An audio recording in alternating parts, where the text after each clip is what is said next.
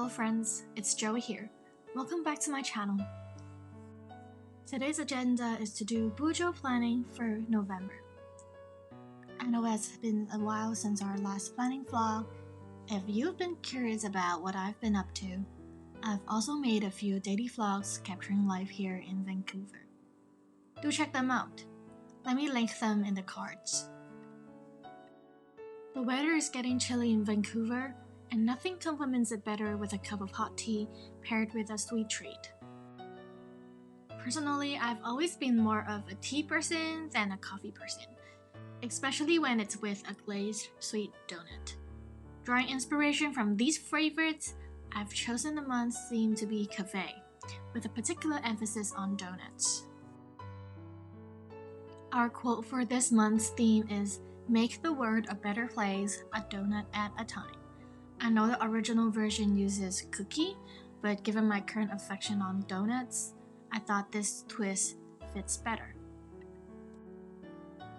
I must mention that the lighting recently hasn't been very cooperative for shooting videos. I experimented with some side shots, but they ended up casting shadows, so I just took this tripod away. So never mind, let's get back to the planning. Next page, I directly go to a calendar. Though I made a small one last month, I want to do a bigger one this month because I want to include work-related notes and appointments.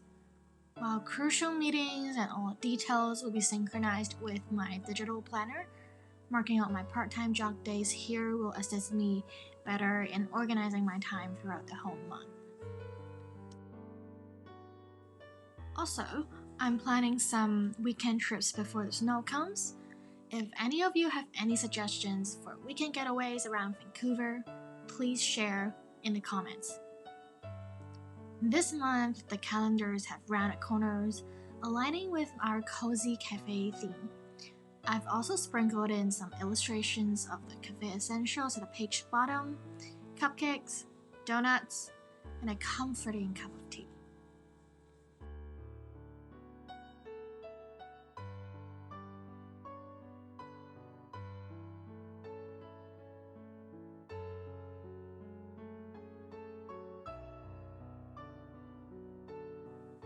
This month, I kept the gratitude log.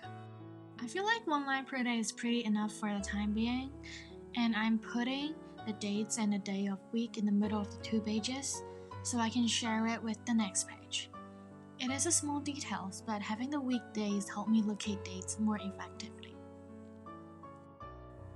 Then on the next page, I'll have my 4 trackers to track my workout, my calligraphy practice, reading habits, and also the frequency of me washing my hair.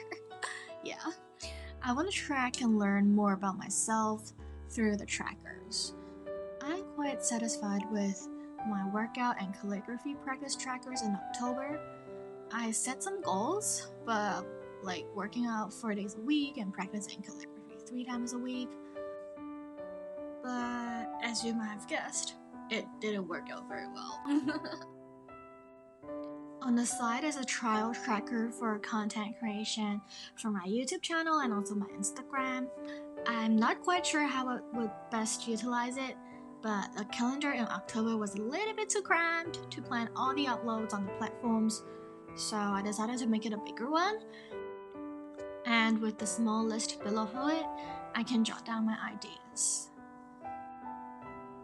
And the last part of the monthly setup has to be a weekly spread for the first week of November. There are 5 days in that week from 1st to 5th, so it's actually from Wednesday to Sunday. Therefore I have 5 vertical long blocks for it. I also fill up the empty space with some donuts, and more snacks and cookies and stuff like that, ending with my favorite cup of hot tea and a quote for the week. So the quote is, "Do not let anyone steal your joy."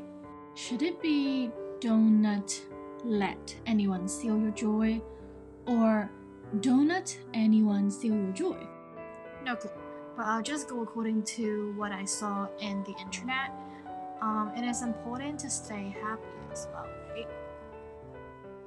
I actually made a mistake here. I put down Monday to Wednesday for like the November 1st to 3rd. It should actually be Wednesday to Friday. Glad that I noted that before finishing up all the headings, so I only need to change 3 of them, not all. In this case, I used my correction pen, though the colors are different from the paper. The paper of this notebook is like on the yellowish side, but I'm worried that it will smudge on the other side when I close it up, so I use tissue paper to make sure everything's dry before I flip back. While I'm coloring in, let's do some life updates. As you may already know, I'm recently moved to Vancouver and still settling down. I'm so glad to be able to have some time for myself and some rest from my 9 to 5. And after 2 months, I am lucky enough to recently got a part-time job offer. So I'll be going on to like onboarding training soon. So wish me luck on a new job. I'm also posting more consistently on YouTube and Instagram. Feel free to check them out. Also, my schedule is quite flexible still, so if you're interested in a collaboration or anything like that, just shoot me an email or a DM. I will try to make time to update my bullet journal. I also have some new thoughts and ideas and like news for my 2024 planner lineup. I'll definitely make another video about that, so stay tuned, wait for it. In general, I might go for some like minimalist themes with less decorations later on to make sure it is practical at the same time beautiful, and I will be happy to use them. So let's see how it goes. Recently, I have been loving these zebra click art pens, the one that I just used to do the shadowing for the word gratitude. The color is quite subtle. It won't be too bright to distract people from the main spread, and it's also thin enough and good for any size of shadings. I used the pale brown to do a shade for the boxes in this setup so that it can maintain a cozy vibe throughout. I'll probably get more when I visit Japan again. Or is there any suggested bookstores or like stationery stores that you guys have that I can get them in North America? Let me know in the comments, please. With that said, let's flip through the final look for November. Thank you so much for walking through my November setup with me. See you in my next video. Bye bye.